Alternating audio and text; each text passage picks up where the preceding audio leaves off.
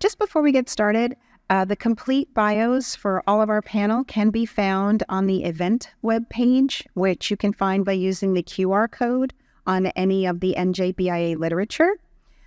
It's my pleasure. Now we're going to introduce our panel. We will have a 45-minute discussion, and then we will open it up for questions and answers. So if we can get started. First, immediately to my left is Jane. Would you please introduce yourself and a little bit about what you do? Sure. My name is Jane Johnston. I am the Director of Marketing for Priority Payments Local. We're a merchant services company based in Red Bank. And what that means is anyone who wants to accept credit cards as a form of payment could be one of our clients. And so I do all things marketing, events, nonprofits for them.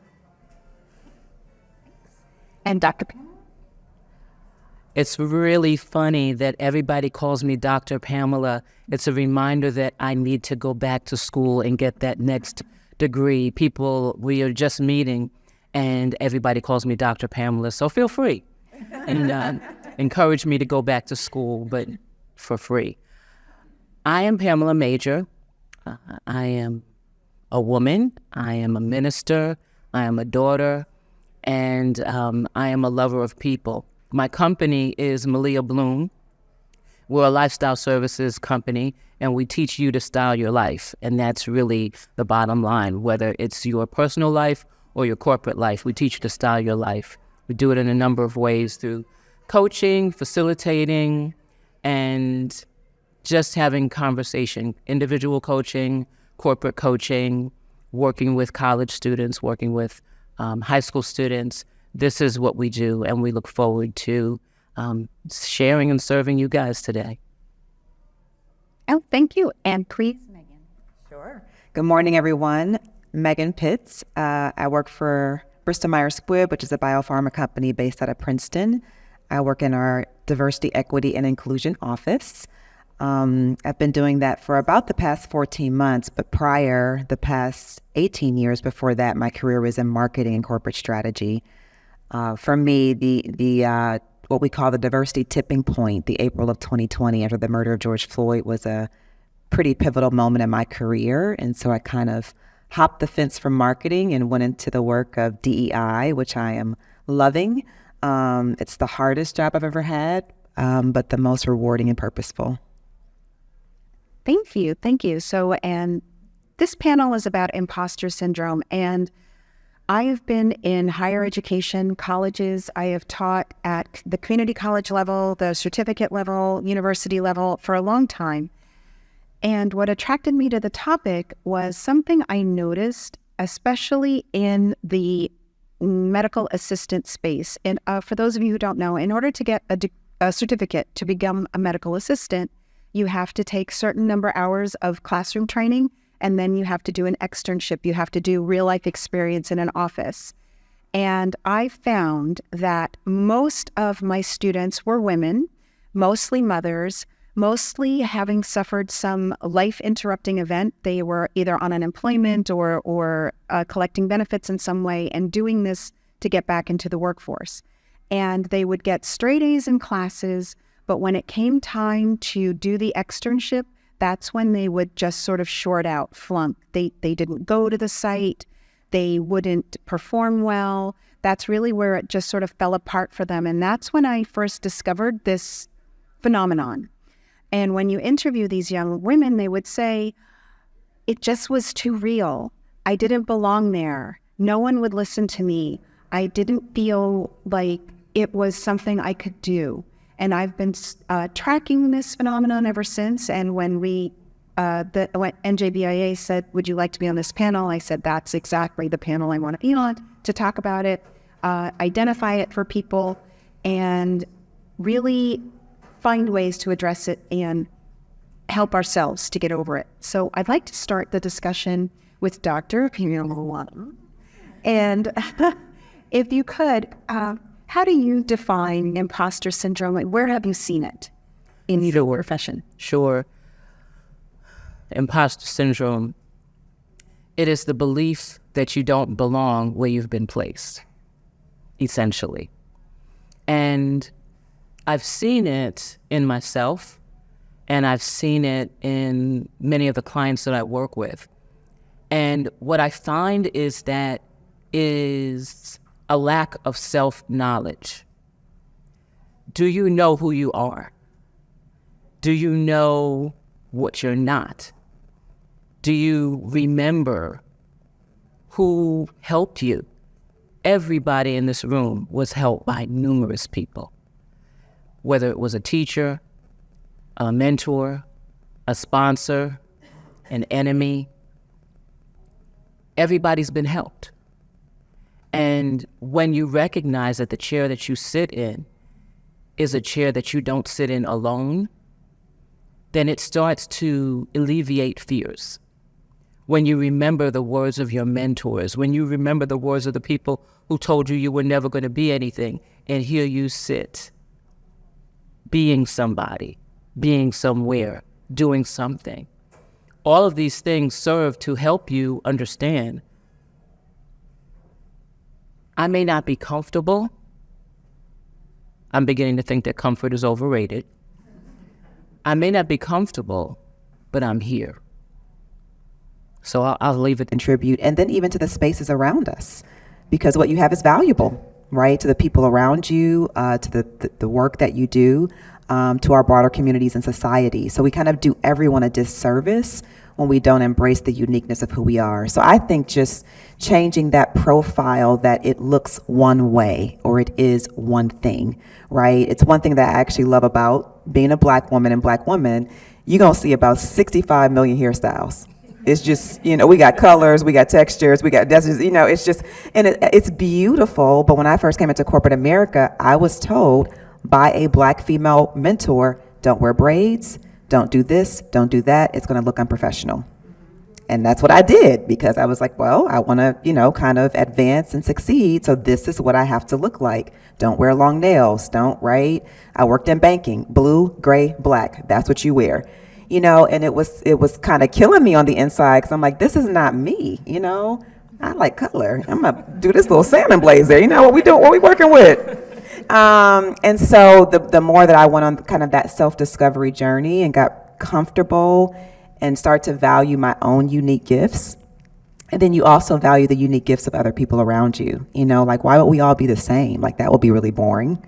And the last thing I would say, one of the biggest assets of diversity is innovation. When we bring our all unique selves and we stand in that, the creativity, the ingenuity, the innovation that sparks out of that is amazing. So we don't have to look like anything else. We can just be who we are. I think also too, we were talking too before the panel about narratives. And I think one of the narratives we're all raised with, our work culture, is that your job is somehow a gift to you, that your job has, you get to feeling you don't belong, you don't deserve it because it was bestowed upon you. And I think that the thing to remember is corporations, employers, they are self-serving, which is great. We like it, we love it. They are self-serving entities. You have the job because they need you there.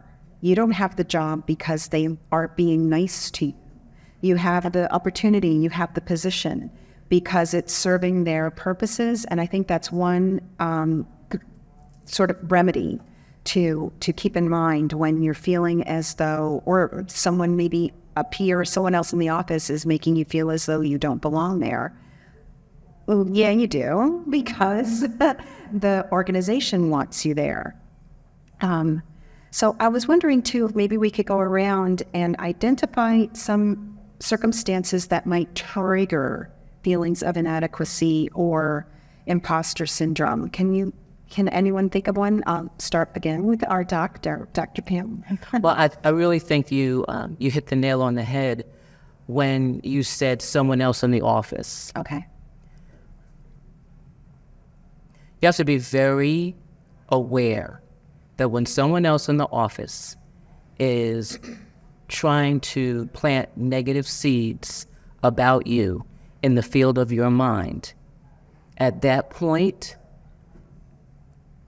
I'm going to play with the word imposter a little bit, and you make an I am poster. an I am poster, which is all about who you are. You can put it on your phone. You can record yourself saying these words to yourself. I love voice notes. I am not a paid spokesperson, but I love voice notes because I will record anything that I need to hear over and over again until it is planted in me and it grows up out of me. So what does an I am poster look like? I am here on purpose. I am valuable. I am a gift. I am gifted. All of those things that you really know about yourself. And I am not a listener to those things that don't serve me. Use that, and if you want to use it, use that stuff, I'll put it that way, use that stuff. Those things. And allow it to be fertilizer for the seed, because fertilizer is, we know what fertilizer is, right? Okay, so we're just gonna keep it pleasant. Fertilizer helps seeds to grow. So all of those gifts that you've been given, you didn't go to the gift store and say, I want to be really good at math. I want to be good at analytics. I want to be good. You didn't go to the gift store and get it. You were gifted it. And so don't let someone whose negative words come and just be negative. Allow those negative words to be the stuff that allows your seed to grow. Yeah, perfect. And Jane, I was wondering are there any certain situations that would trigger it more so? Obviously, a panel discussion would trigger it. But are there, for people in corporate settings or any kind of organization setting? I think just new settings, really. That is like if you've never done it before, and I think, I mentioned before perfectionism, that a lot of women and girls are raised to think if you're not doing it perfectly, then it's not right. So obviously you go in with a lot of pride in your job and the work that you put out, so you want to do it perfectly and right. And, everyone needs to give themselves a little bit of grace and know that there's a learning curve. It's not always going to be perfect the first time, and that's okay. But doing those new things is part of, the joys of life, going out and getting new experiences. And yes, there's going to be a lot of self-doubt, but nobody knows what they're doing right out of the gate. Megan, can I ask you a personal question? Did you have self-doubt jumping over into DEI from what you were doing? Oh, yeah. Still, because there is so much that I'm learning, and I have to remind myself that I'm supposed to be learning, right? Like, this is like, life is about growth and transformation. Like, I'm where I'm supposed to be, and I love to learn, right? It kind of is a part of what gets me up out of bed every day. And so when there's a question or conversation that I encounter that I don't know the answer to, I have to kind of stop and check myself and say, that's okay. And I have a community that I can tap into to go find the answer, right? And so releasing a little bit of what Kate said, and that perfectionism, and embracing what the growth journey is all about, and that is discovering new things all the time, and then sharing what you do know with others that are discovering those same things. I just want to tip open Pandora's box, close it real quick. Just tip it open. I think there is amazing ways that we use social media. I also think we have to be really mindful of not allowing social media to stand up these perfectionist images before us, right? And then we start to use that as our mirror. And so just something that I know we all balance, of all ages. But I had to, kind of get out of that cycle as well. And for me, I go on a social media fast a couple days a month. Just kind of shut it all down, right? Spend some time with myself, family, because I think it's just normal that you kind of get into a little bit of comparison when we look at all these images before us. And people have these beautiful images. It's like, their house wasn't even clean in the background. I mean, really, sometimes this is like distorted things that we're looking at and then comparing ourselves, through that lens. So it's just breaking down that and realizing that like the growth journey is where we're supposed to be. If we're not growing and learning, what are we really doing, right? Being uncomfortable is good. And people only put up the best pictures. Filters, right? Hashtag it's a filter. Hashtag it's a filter, girl. Tiny little, everything always looks like perfect. And they'll take hundreds of pictures to get that one. The dog is, doing the right thing, and you're like, my pet doesn't do that. So the comparison is always, we were talking too about the way, especially it's a phenomenon mostly among young women, women of all ages, basically. And one thing to remember is that women are socialized. It's a generality. It's not true for everyone. But our culture tells young women that they're in competition with other women all the time. It's a message that men tend not to get as often and as completely. So I was going to just throw it back to the panel and ask you all, have you had the chance to mentor, or are there mentors or anyone that you partner with when there are moments that you don't feel as though you are up to something that you've been asked to do? Sure, and I come back to, because your theme is your theme, right? And I come back to this. That other person that you are comparing yourself to couldn't do the job that you were sent to do anyway. Like, it's impossible. We have been trained to think of this box and that everything functions within the box. But tell that to somebody who's, we live in a right-handed world, right? Tell that to somebody who's left-handed, right? And the left-handed people made enough noise, and now they're left-handed scissors, golf clubs, any number of things, so that we can allow people to flourish and go to their capacity, because we took the box, and even if we just made a couple of little we took the sawzall to the box, right? We let people come out. And when they came out, they showed us things that we never thought about. And when I had this revelation one day, it's the rule breakers who have made the most difference in the whole world. So why are we trying so hard to maintain a box that wouldn't allow us to have that little rectangle thing, whether you're an Android or Apple person? I'm not discriminating. If somebody didn't come out of the box, we wouldn't have that. If somebody didn't mind not getting the patent with their name on it, we wouldn't have these light bulbs. So, and if you want to know about what I'm talking about, meet me at my table. I'll tell you that. But it's the out of the box that's given us all of the wonderful things that we have. So true. It's hard to remember when you're just trying to sort of be seen as a serious person, that it's okay to be seen as an individual person rather than whatever you think they think you should be like. And I wanted to come around again to Jane. Do you have were there any mentors who helped you to come to these realizations? Or have you been able to mentor someone else? Well, I've just been very lucky that both my parents, my family, my bosses have always been very encouraging to me. And I've kind of then translated that to interns that I've had. I always tried to tell them, take a chance on this. There's no wrong way to do it. This is an internship. This isn't going to be the end of the world. I'm not grading you. It's going to be okay. I want you to try it. And when we sit down, and if you've done something wrong, you're not going to be in trouble.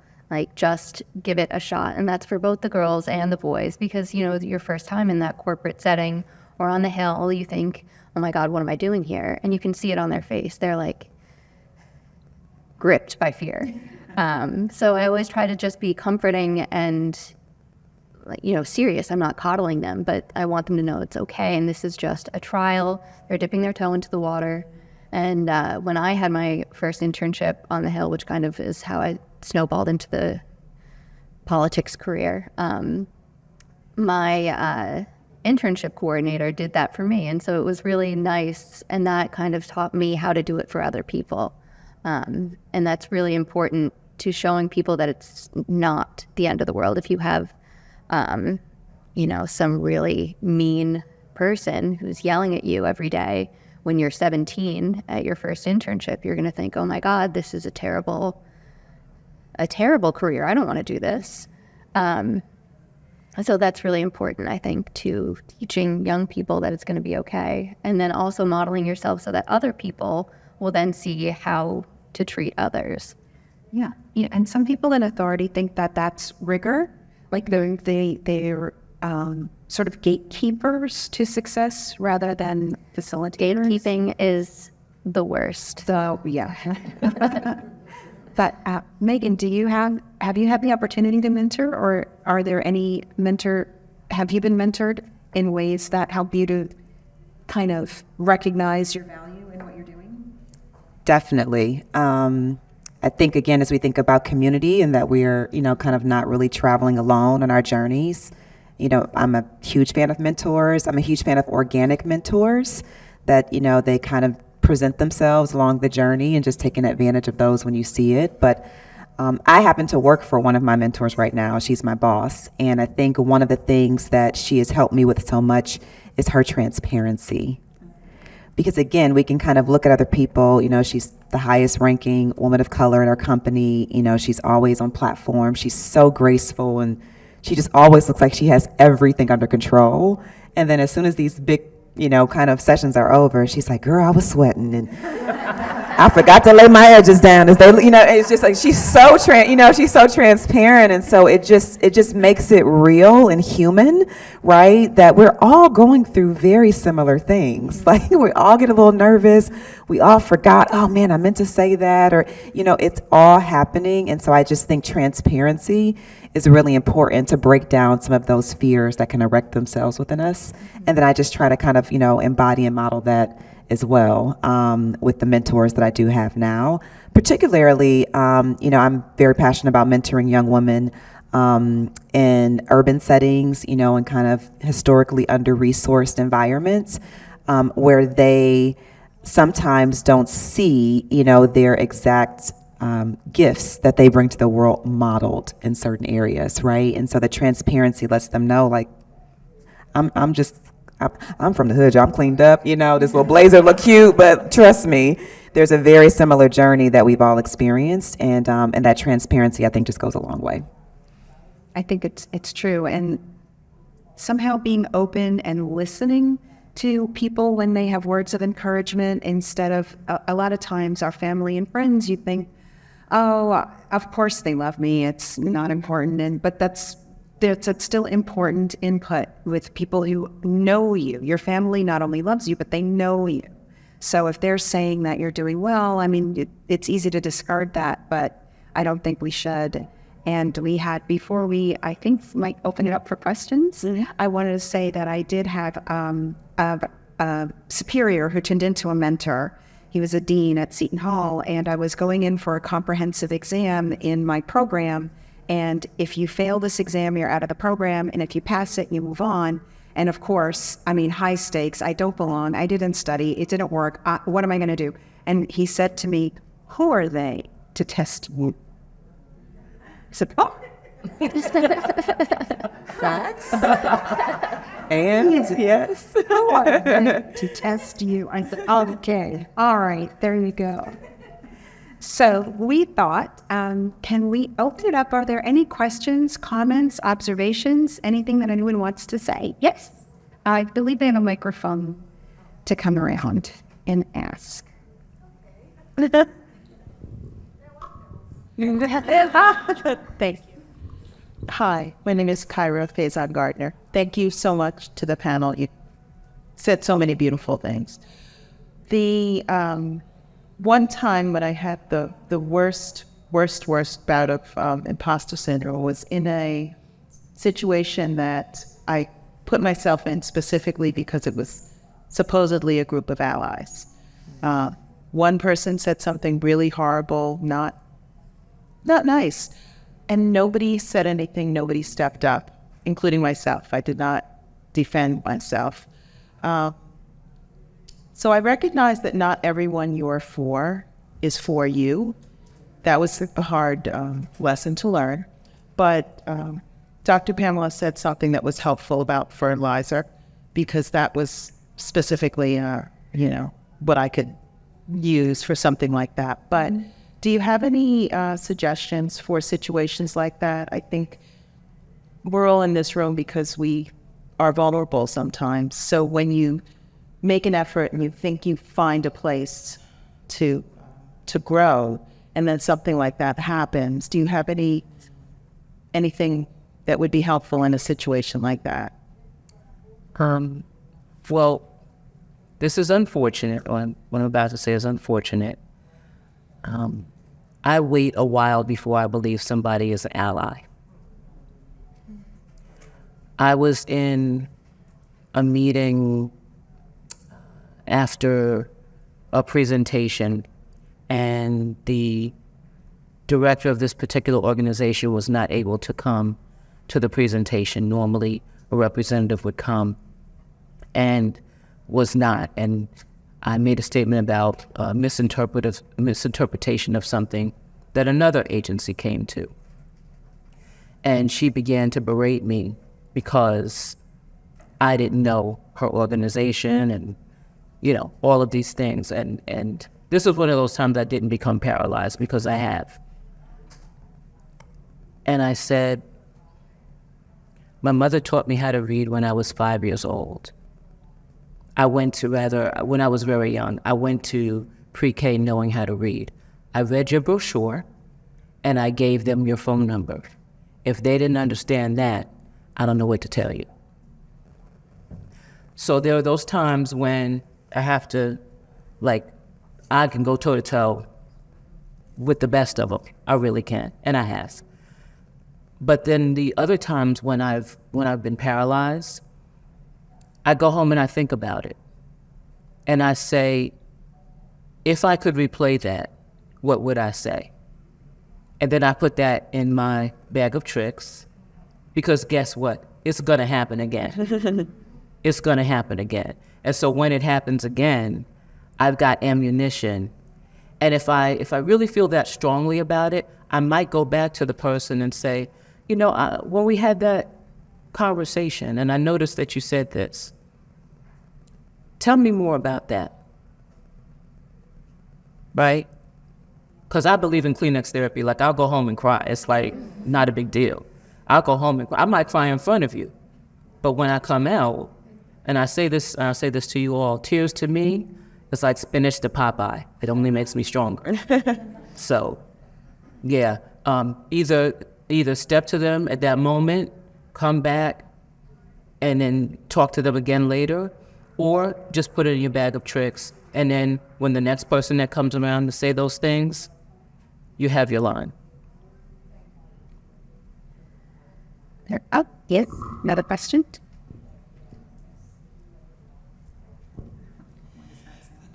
Good morning, and thank you, to all of you.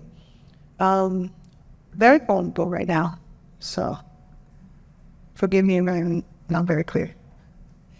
But I wanted to ask if on the panel or anyone in this room has experience and therefore have a tip on how to overcome that syndrome that I don't belong.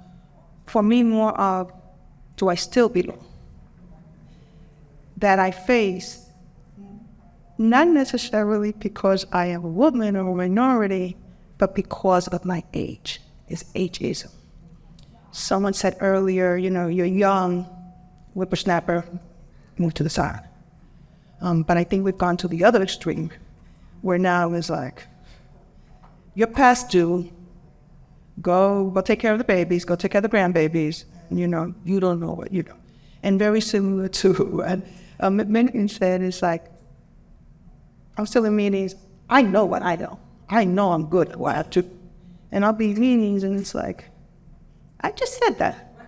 Not once, twice. I said that 3 times ago.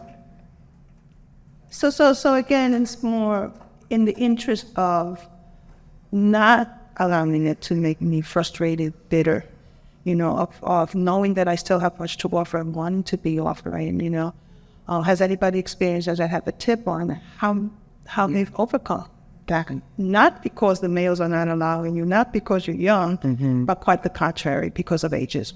Yeah. I'll just offer one thought. Thank you for your vulnerability. But I think what Jane was saying carries through different categories and phases of life that we find ourselves in. And what I heard her say on the other end of the spectrum, to your point, being young coming in, was like finding your tribe. Right? So there are so many brilliant people still contributing their gifts to the spaces and the environments that they've been placed, like you.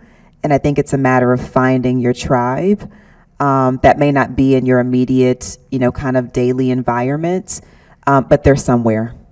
And that is, I kind of did a little, bash on social media. That is the one good thing of social media, is that, it does allow us to travel, right, kind of distances that may be beyond our immediate spaces, to connect and find kind of those folks that are kind of in a similar place on their journey and can affirm and include and strengthen each other. So that was just something I was hearing kind of from what you were sharing, Jane, because you looked around like, well, there's a bunch of other young people here also Well, doing the just same going thing. off of what both of you have said throughout this panel, it's okay to seek reassurance from people in similar situations as you. And that even getting up here today, before we started, I'm sure some of you saw us covering our mics, they were reassuring me that you deserve to be there. And having people reassure you that that's your space, it's okay for you to take up that space, and you deserve to be in that space. And just getting that reassurance is critical, I think, to being able to move forward. The self-doubt obviously is always going to be there for everybody, but having other people reassure you is probably the most useful thing I've found. Yeah. And oftentimes wisdom is not appreciated until you've left the room. Speaking as being a person who was young and didn't listen, and you're like, I should have listened to her when she said that, So I think it's also, trusting that what you're contributing and the seeds that we're planting sometimes will bear fruit, even if we don't see it in those moments. And I say, if I could just jump in, one of my role models I worked in the fashion industry for a little bit and still love fashion. Iris Apfel, I don't know if any of you have heard of her.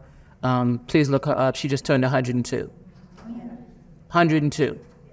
Rugs.com has an Iris Apfel line. Okay? 102. You don't look 102. Okay. So, and she is fabulous. Okay? And she doesn't appear to care what anybody has to say about it except for herself. And one of the proverbs, and I'm loosely translating, says that gray hair is a crown of glory. You got a good crown. Also true, probably if you have experience in the field, your value is in what you've seen, what you know. Oftentimes we come in and start reinventing the wheel, and the people with the institutional experience just are, it's a resource that they need to learn to use, is what you know and what you've seen and how things work and what will fly and what didn't. And if you indulge me for 5 seconds, when I first started at Seton Hall, we had a notion to change the way the students got their work study credits. These are credits that come from the government. They can apply it to their studies. And our great innovation was, instead of having it apply from summer to summer, we would have it apply like the natural semester from fall to spring. So we're like, okay, we're going to start the credits in the fall. We're going to take it out of the summer. We're going to have it make sense to the way colleges work. Here we go. Okay, Gerri, go down to the financial aid office and tell the financial aid office we've made this change. The woman in the financial aid office had been there since 1980, 70, I don't know. She'd been there forever. I will tell you her name, but she's no longer with us. Her name is fabulous. Marnette Dragonette was her name. And fantastic. And this is back when you could smoke inside. So I run down, and I'm like, Marnette, we've made changes. We're going to change the way the students get their credits. We're going to go from fall to spring instead of summer to summer. Marnette says to me, can't be done. I said, why? She goes, people think it can be done until they find out that it can't.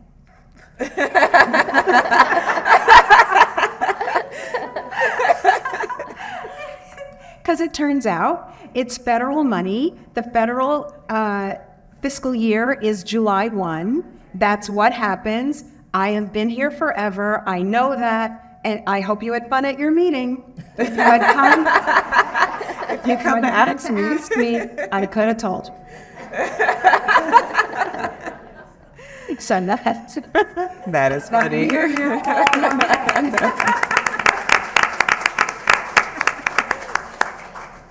Yes.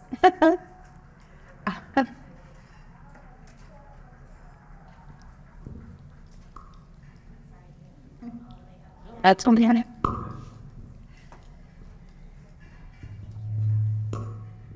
Hi, I'm Nicole. I also work in higher education, so I appreciate your comments. I just wanted to say this is one of the best panels I've been able to listen to ever, honestly. I've been to many panels, listened to many things on imposter syndrome. I'm a woman of a certain age, experiencing hot and cold things happening. Where's the window?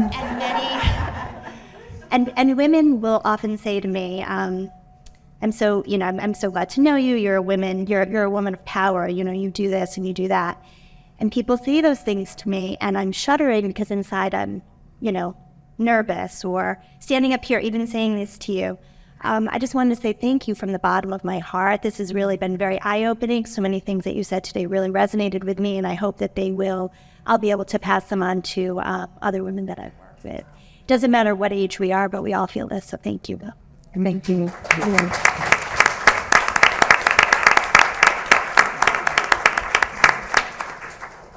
How are we on time? Do we have time for more questions? Maybe one more. Oh, 5 more minutes. Are there any other questions, comments, observations? Yes. Good morning. My name's Dana. Thank you for your words. I find that I know I'm awesome, but I forget often. Like most elder millennials, it's a gig economy. I've had the opportunity to do many things, and so pulling those things out is great and exciting. But when people ask me something, I'm like, oh my God, they asked me to do that. Why would they ask me to do that? And I forget about the experience. And I find myself in these moments where something feels hard or I am nervous. How do we remember? I have found wonderful tribes of support. I have wonderful friends that whenever I connect, they reflect back to me. But when I am just with myself, how do I remember? How do I keep who I am and what I know present? Seriously, record it. I'm so serious. If I let you listen to my voice notes right now, you will see I record things. Whatever hurdle that I'm experiencing that I may need to get through, we've all heard of meditation, right? Meditation is simply saying something to yourself over and over and over and over again and embodying that thing that you said. So if we embody the I'm not good enough, I'm not, then we forget the I am. So you have to put it in front of yourself, because sometimes you do have to encourage yourself by yourself. And the voice that we listen to 100% of the time, for good or bad, is our own. So when you record that thing, listen to it. I don't know if you work out, listen to it on the treadmill, listen to it on the walk, listen to it, put it on the first thing in the morning as you go into work, those things. Put that in you. It becomes an internal armor around your heart and your soul so that you don't forget. And it's when something comes to you, that's the recording that happens instead of the who am I, why am I, what is this? If that starts, the other recording will come in and intercept it. And then you'll remember that you're already great. Just want to acknowledge too that is also extremely normal. For any, moms, parents in the room, every day I'm like, am I raising these kids right? Or I think so. One of them 21, she seems to be doing well. The 4-year-old, I think, so it's like, and I think a part of that is because the world around us is not static. Like, things are constantly changing and evolving, and we are intersecting with that changing and evolving reality. And so I think the constant check-in with yourself is just a discipline that we all have to build to re-anchor. For me, when I've felt those moments a lot, I feel like it's been a signal that I need to spend a little bit more time with myself. My tribe is great, my husband is amazing, but I need to spend a little bit more time with Megan to make sure that I get that rhythm within myself, right? That I know what to come back to. And whatever your anchors are, for me, woman of faith, that time with God becomes instrumental, to recenter and re-anchor wherever you find that. But I think that is also a very normal thing, right? And I think it's because of a very moving, changing, particularly the past couple of years. I mean, we got COVID, we got social unrest, we got economy, we got wars. Like, it's a lot, y'all. Like, it's a lot, and so just trying to understand your orientation within all of that, I think is a constant, consistent journey that we're all on. Yep. One of the things that has helped me is reflecting back, spending that time with yourself, but in those moments where I do feel like, oh my God, what am I doing? And I don't have someone to lean on. I go back to thinking about myself in high school and everything that I've done since then. And I'm like, oh, okay, I can do this. Yeah. Because look at all of these other things that I've done from when I was 15 and, trying out for the fencing team. Did I ever think I would be sitting here on a panel talking to all of you wonderful ladies? No. That's something that I do, just that brief moment of internal reflection, however you want to do it. I think that's really helpful. Exactly. Are there any other questions, or are we wrapping up? Two. Yes. Two work. When I was listening to Senator Alma Francis Heiliger. When I was listening to the young lady, and she was saying, how does she remember? I had that problem, and I created a whole little trick for myself that works. I would go in my calendar and make notifications on my phone, and I set them to pop up every single hour. So throughout the day, if I had a goal I had to work towards, my phone popped up every hour and said, girl, don't forget this. And if it's a situation of where I was doubting myself, you're great. It's every hour, no matter what. So even if I had a long-term goal that was for 5 years, that message popped up. And it kept my mindset to always work towards that goal until I accomplished it. So I just wanted to share that as another way to keep reminding yourself, because we live in a cell phone era. So that phone is always with us. And if it just keeps popping up, you'll never forget. Thank you. Excellent advice. I think we have 1 minute comment. Did you?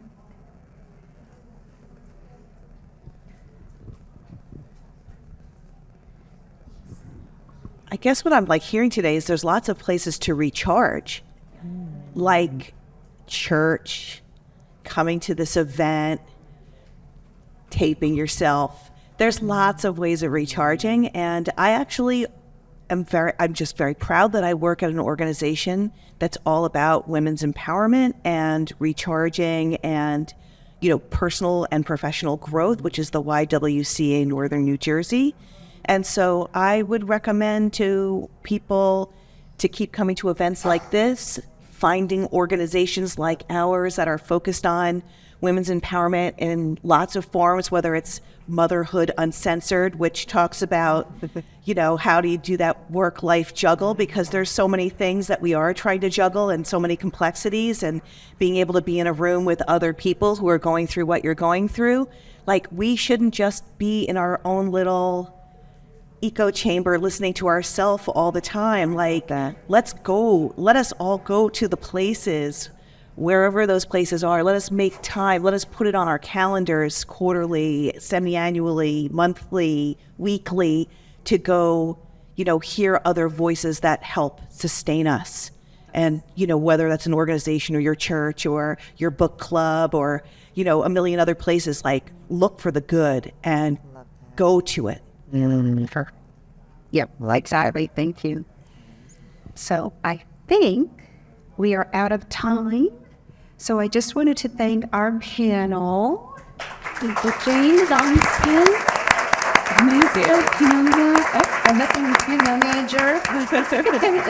Megan Brooks. Thank you so much. And I'm Gerri Budd. And I do want to tell you that if you're looking for more, please check out the new courses that NJBIA is offering in their HR training resource. There are courses on developing your leadership style, leading with your strengths, and also please don't forget to check out the silent auction and gift shop. So we are done. Thank you, everyone. I hope it was valuable. And who are they to question you?